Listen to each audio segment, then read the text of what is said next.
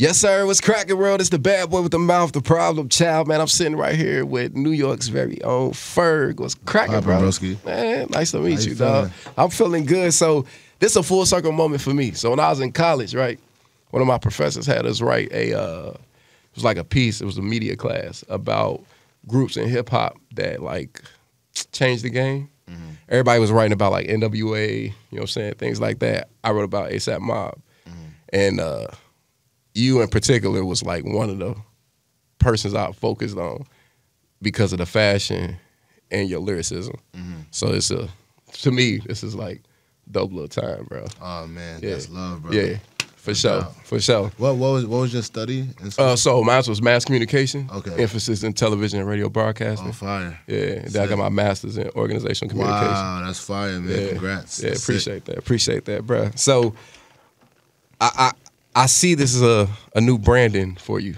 Yeah. Like it's it's just the new era of Ferg. Yeah. Yeah. Yeah. So you gonna always be ASAP. Yeah, of course. Always striving and prospering. Yeah. Always. Yeah. What drove you to make that change?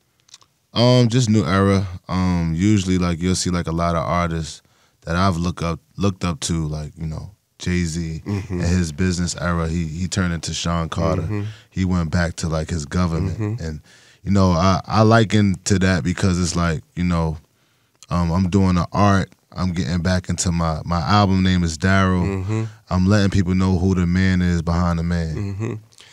Speaking of album, you created the cover art, right? Like, yep, I painted the cover art. I painted all the single artwork.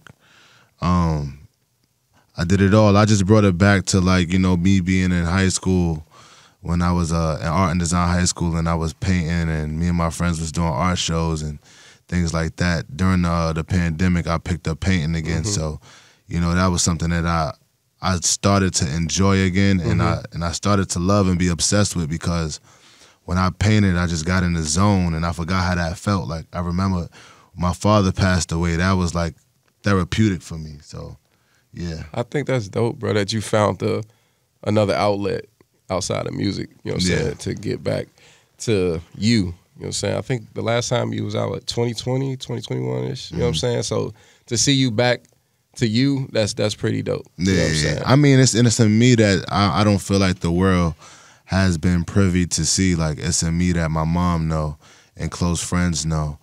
This is a me that, like, my friends and my family is super excited to see, because they get to see like all of the stuff they grew.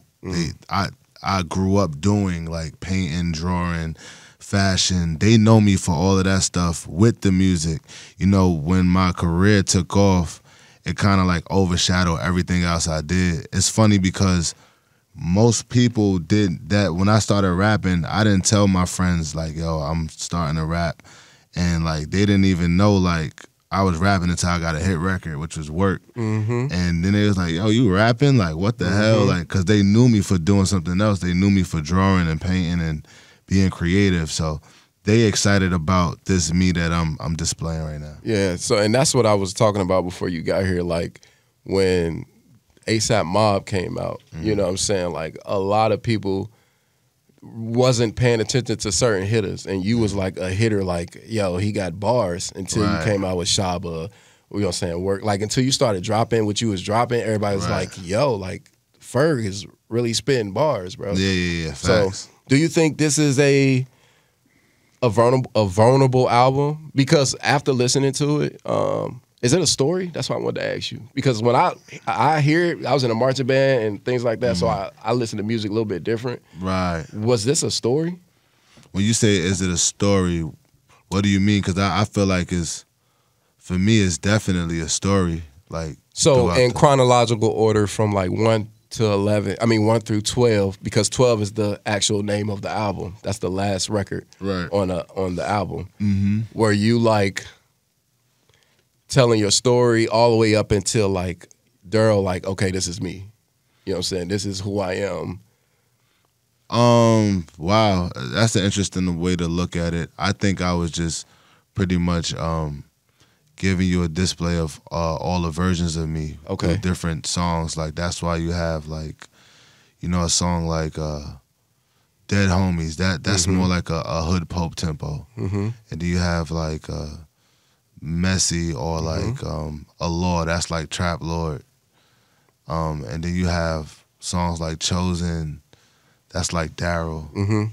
Songs like Pool. That's Daryl. But you can hear it though. Like if you really listen to the project, you can hear you coming back to yourself in the project. Oh wow, that's fire! Like the the like layers you ripping off. the layers definitely. Yeah, subconsciously, I didn't know that's what I was actually doing until you said that. Lyrically, I knew that. Like that was the purpose of doing the lyrics. But even in the video, they thought I was dead. I display all of the different characters. You know, my monikers, Trap Lord, Hood Pope. You see Hood Pope in there. You see Trap Lord in there with the camouflage. You seen Green Juice me with the green hair in there. Ferg me with the Ferg Vance and vest. So it's just like it's all basically one person with all of these. I don't want to have to separate myself to be me.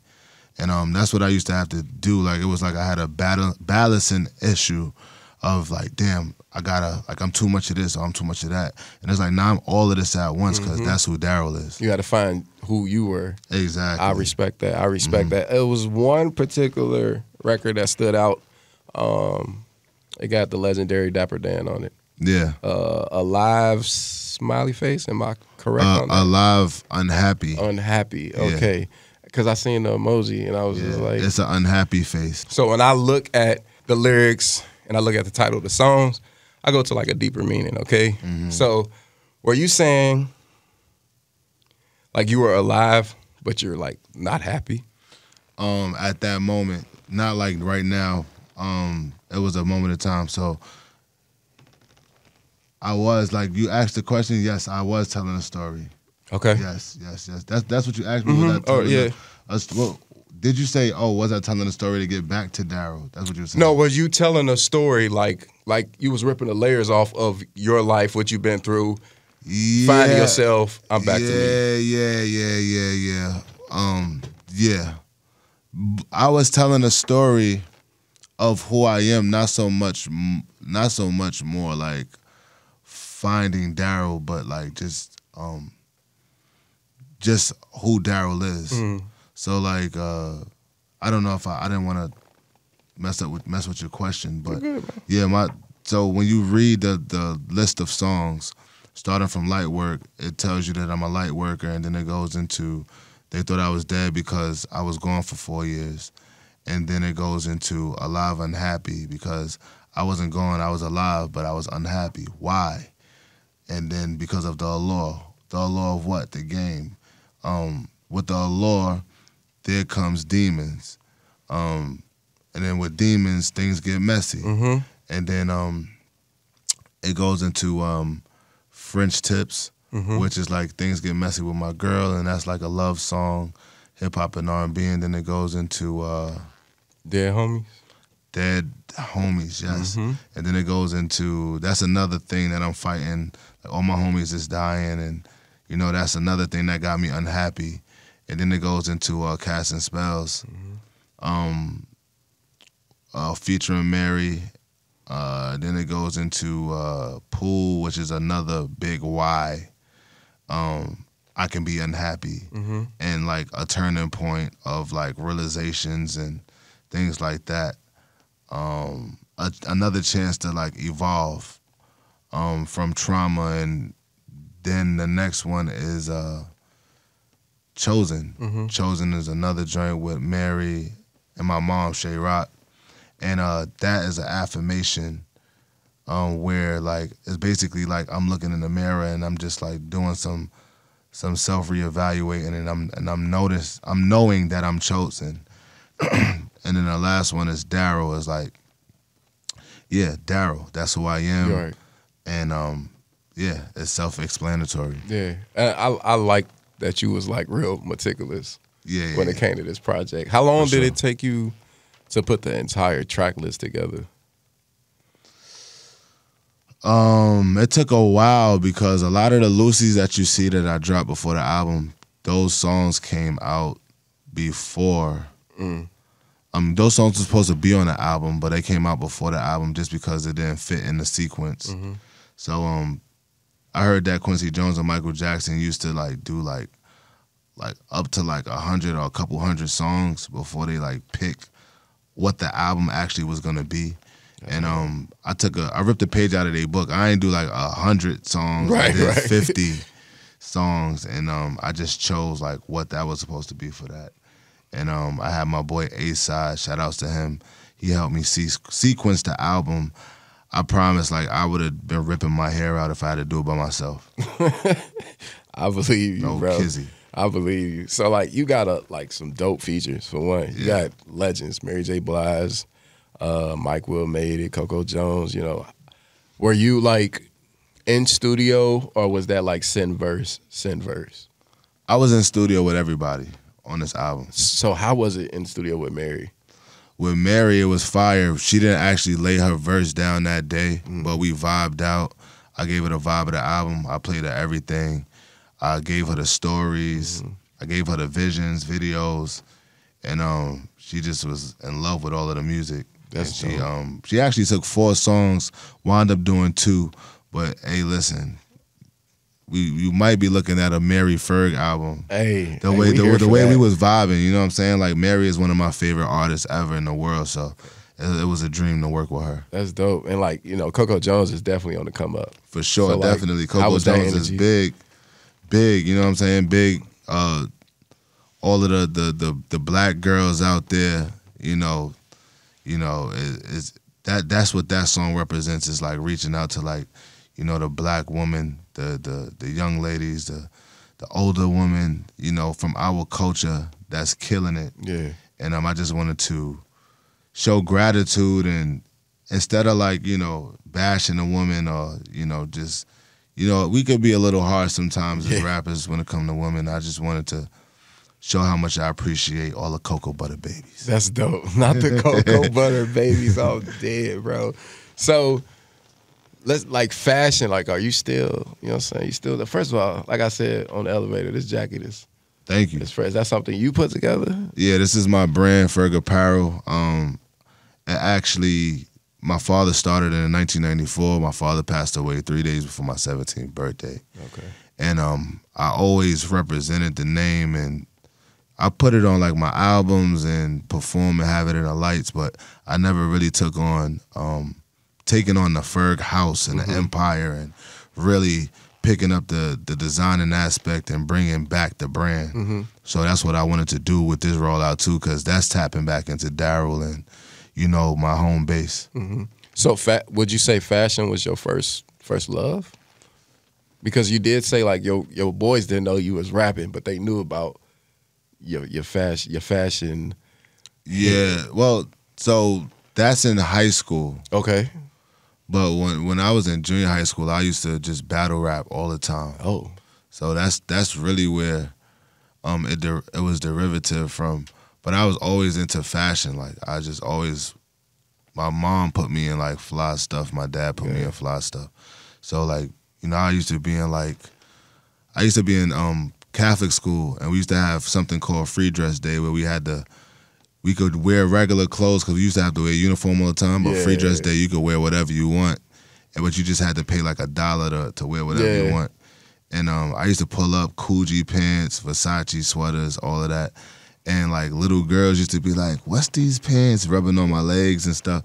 So it was like, I always was that kid that was like super cool, and I was super popular in junior high school. And I just carried that on because that's just like who I am. That's embedded in me. Yeah, I feel like New York's fashion sense is at a higher elevation than the rest of the world. Like y'all be on. Because the thing is, we joke on you. Like if your fits ain't right, it's like being in a big frat. It's like your frat brothers is gonna let you have it every time you come outside looking bummy. This is facts. Yeah, and it's not bummy in the sense of like looking like literally like a bum, but like what drove you to put what you put on? Yeah, it's like you just coming outside like you ain't got no sense. Like, and that sharpens you up as a young man. Like we into brushing our hair, we into like getting fresh haircuts, keeping our sneakers clean, you know, jiggy shit. That's that's the culture in Harlem. I respect that. So throughout this entire journey, bro, you've been out for such a long time. Yeah. What have you learned? You know what I'm saying? Not more, like, what have you learned about yourself? I learned that you just can't please everybody. Like, you can't, you have to choose you first, and you cannot please everybody. Because if you're trying to please everybody, then you're gonna spread yourself too thin. And like, you will just disappear. Like, you'll like literally rip yourself to shreds. So it's like, do what innately feels right to you, and you know, just move forward. Like, don't even trip about like whether this person is happy about what you did or whatever. Because there's been times that sometimes I had to go against some parents that didn't believe something that I believed in. Like, my mom, she couldn't see some of the visions that I had early on.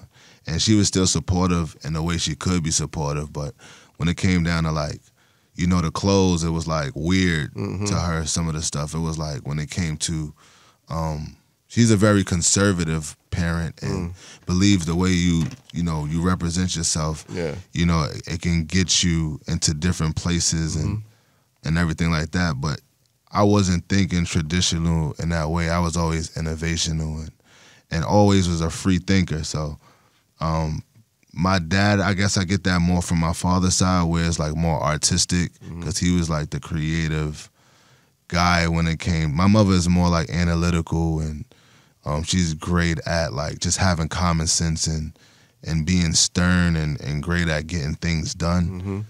Execution, my dad was the one who was really like creating opportunities and, you know, being very creative when it came to stuff like that. So I think that I got the creative thing from my dad's side. That's dope. We were talking about moms, like how like I said that I was scared of my mom growing up because she was like that. Yeah, my mom. You know like, my mother had a left hook for real. Like that. My mother had a good left hook on her. I was cool. Like, I knew how to like finesse my dad, but when it came to your moms, my mother did not play. Like, you know, it's tough to like raise like a young man. Yeah, it's tough. Like, especially if you're a single parent. My mom was a single parent for a while, so it's like, you know, it's scary. Like, it's like, how do you like stop your kids from like, how do you keep your kids from like going into the streets and then like getting into some stuff? And we had gunshots and all types of stuff around our apartment and our buildings all the time. So, but she couldn't like keep me sheltered in the house because that's not healthy. So I was just like, when she came down on me, it was because like, she almost like give you like a, like, can I say ass on here? Yeah, she could give you an ass whipping. Yeah. For the things that you going to think about doing in the future. Yeah. Like, that ass whipping supposed to last for about a month. Yeah. Whatever bad thing you think that you want to do. Yeah. Nah, I definitely agree to that. So I can agree with the streets. I started gangbanging. You know what I'm saying? At a young age. So like, my mom couldn't keep me. That's crazy because you don't even wear that. Yeah. So I went to the Army and everything, bro. Like, you know what I'm saying? I had a choice.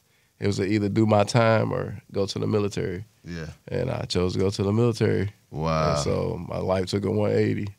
Wow. But I never forgot where I came from. That's why I can relate. Like, that's why I really relate to like your story. You know, it's a couple of artists that like I can really sit down and have a conversation with, not really an interview, because your upbringing is similar but not similar. Like, I'm from St. Louis, you from New York, so it was two different climates at that time. Yeah. And we're both millennials, so it's just like, you know who I rock with from St. Louis? Who? Big Boss Vet. Yeah. Yeah, she's hard. Yeah, that's Cuzzo. Yeah. We got a song together, actually. Yeah? We just did one together, yep. Okay. Yeah. Okay.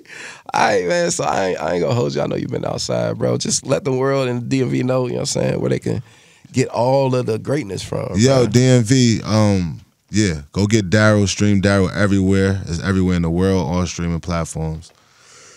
Look out for more videos, look out for activations, look out for tour.